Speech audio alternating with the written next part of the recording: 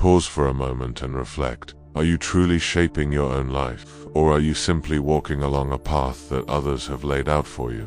Friedrich Nietzsche, one of history's most radical philosophers, believed that the greatest threat to individuality is conformity. He argued that every human being possesses within them a powerful force he called the will to power. This will is not about money, fame, or influence. It is about the natural drive to grow, to express your uniqueness, and to live authentically. According to Nietzsche, the tragedy of life is that most people silence this force. They imitate the opinions, values, and goals of the herd, and in doing so, they deny the world their true potential. For Nietzsche, freedom is not a privilege, it is a responsibility. You alone are responsible for your choices, your values, and the meaning you create in life. His philosophy is not about reckless rebellion, but about courage, the courage to trust your own judgment, to seek knowledge even when it destroys comforting illusions, and to embrace solitude so you can think clearly without external influence.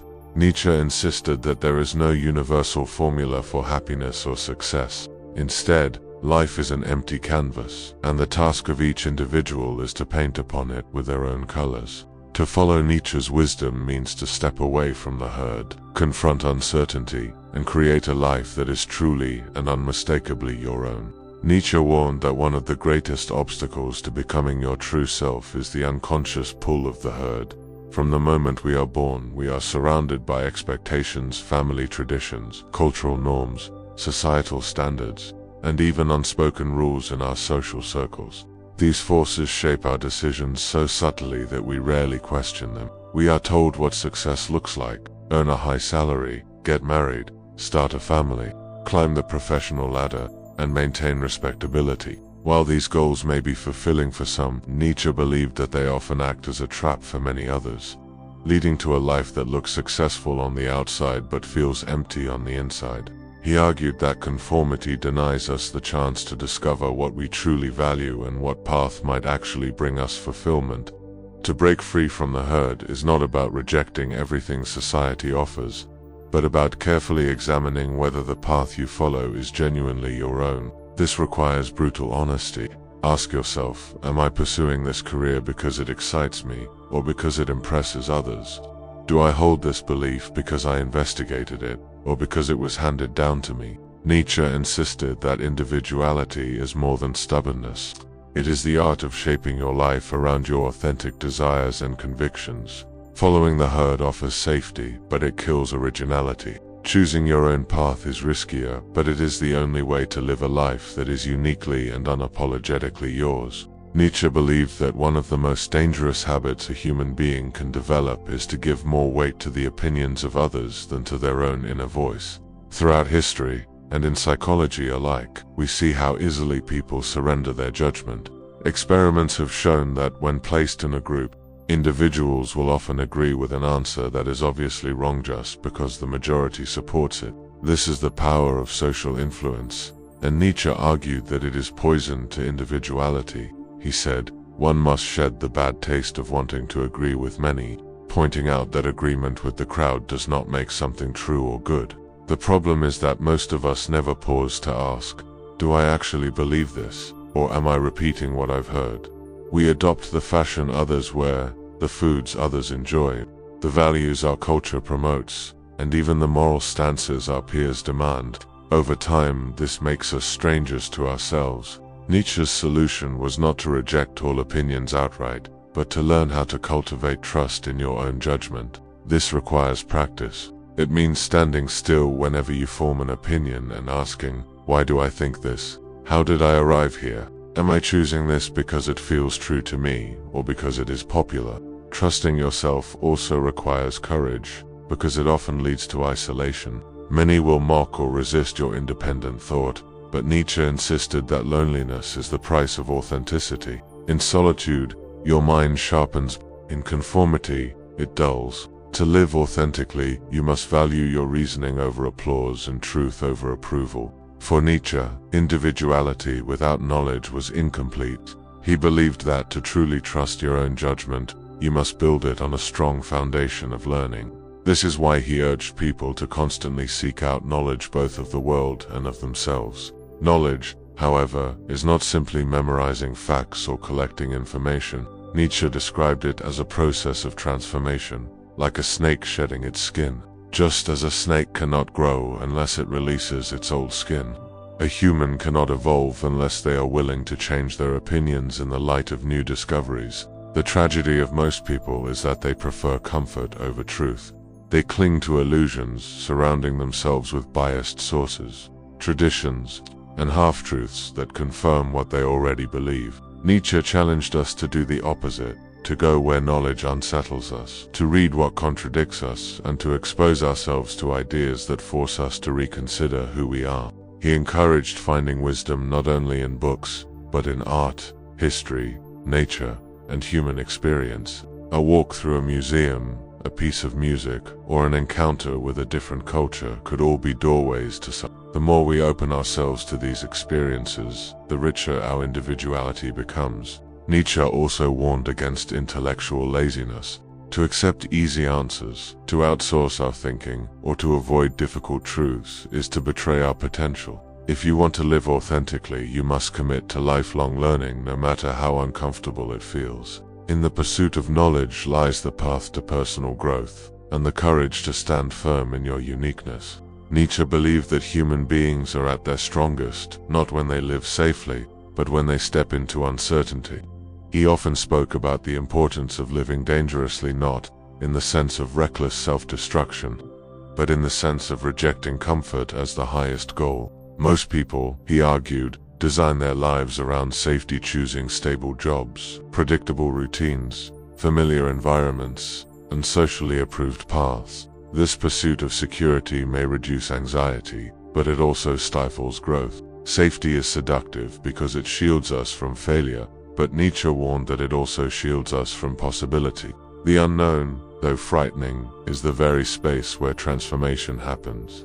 Imagine making a decision solely by weighing pros and cons. While rational analysis has its place, Nietzsche would point out that such methods often trap us within what is already known. Truly transformative experiences, moving to a new country, taking up an unfamiliar art, changing a career path, speaking unpopular truths, cannot be reduced to neat calculations. They require a leap of courage into the unpredictable. Nietzsche believed that only by embracing risk do we expand our horizons and discover dimensions of ourselves we never knew existed. Every challenge faced in the unknown is an opportunity to test our strength, refine our character, and expand our vision of life. Comfort, by contrast, keeps us stagnant. To live boldly means to see risk not as danger to avoid, but as a doorway to growth. It is in those moments of uncertainty and discomfort that we truly meet ourselves. Nietzsche valued solitude as one of the most essential conditions for authentic living. In modern life, solitude is often misunderstood as loneliness, something to be feared or avoided. But Nietzsche saw it as the workshop of the soul, the place where deep thought and true originality are born. Surrounded by others, he argued, we cannot help but be influenced by their voices, expectations, and judgments. Even when we think we are independent, the constant presence of the group shapes our thoughts in subtle ways.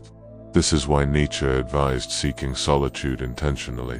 He himself was famous for taking long walks alone in nature, during which many of his profound ideas were conceived. In solitude, he believed, the mind becomes clear, free from noise, distraction, and imitation. Without the constant pull of social approval, a person can begin to hear their own inner voice with greater clarity. Nietzsche also recognized that solitude requires courage, because it exposes us to ourselves. When distractions are gone, we must confront our fears, our doubts, and our unexamined assumptions. Yet it is precisely this confrontation that allows us to grow. Solitude is not about isolation from the world forever. It is about retreating long enough to refine your thoughts, examine your values, and discover your individuality. Practical steps can be simple: unplugging from devices, walking alone, sitting quietly without distraction, or engaging deeply with art or nature by yourself. In these moments, Nietzsche believed, the seeds of greatness are planted. All truly original and revolutionary thoughts, he said, begin in solitude. Nietzsche's most radical and challenging idea was that life itself has no pre-given meaning. Unlike many philosophers and religious traditions that claim life follows a divine plan or universal purpose, Nietzsche declared, "God is dead." By this, he did not simply mean atheism in a narrow sense, but rather the collapse of absolute, unquestioned truths that once gave structure to human life. He believed that modern humanity could no longer rely on inherited systems, religion, rigid morality, or tradition to tell them what life should mean. For many, this realization can feel terrifying. If nothing has inherent meaning, does life become empty? Nietzsche's answer was no. Instead of despair, he saw this as an opportunity, a challenge for each individual to become a creator of values, to shape their own meaning, and to live not by borrowed truths but by self-chosen principles. This is where his idea of the Übermensch, overman or beyond man, comes in. The Übermensch is not a superhuman in a physical sense, but a human who rises above conformity, passivity, and dependence on external authorities. They take responsibility for their existence by giving meaning to their own life. For example, one person might find meaning in creating art, another in pursuing knowledge, another in cultivating deep relationships, and yet another in building something that benefits future generations. Nietzsche emphasized that there is no universal answer. Meaning is not discovered, but created.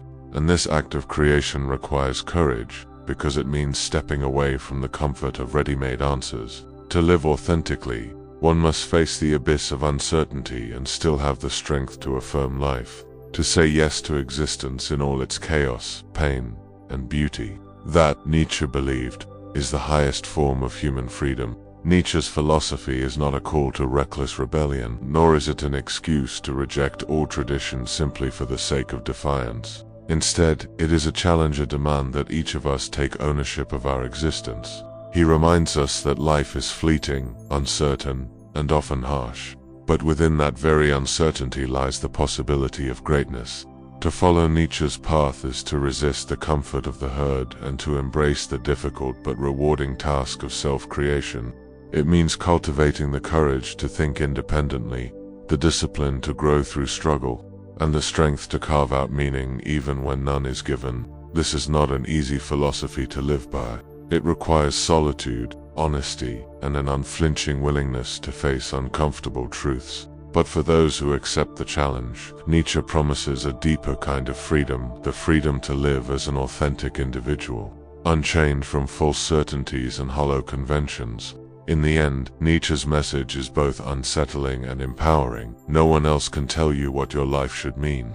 The responsibility is entirely yours. And while that burden may seem heavy, it is also what makes human life extraordinary. To create meaning where there is none, to affirm life even in the face of chaos, that for Nietzsche is the highest achievement of the human spirit.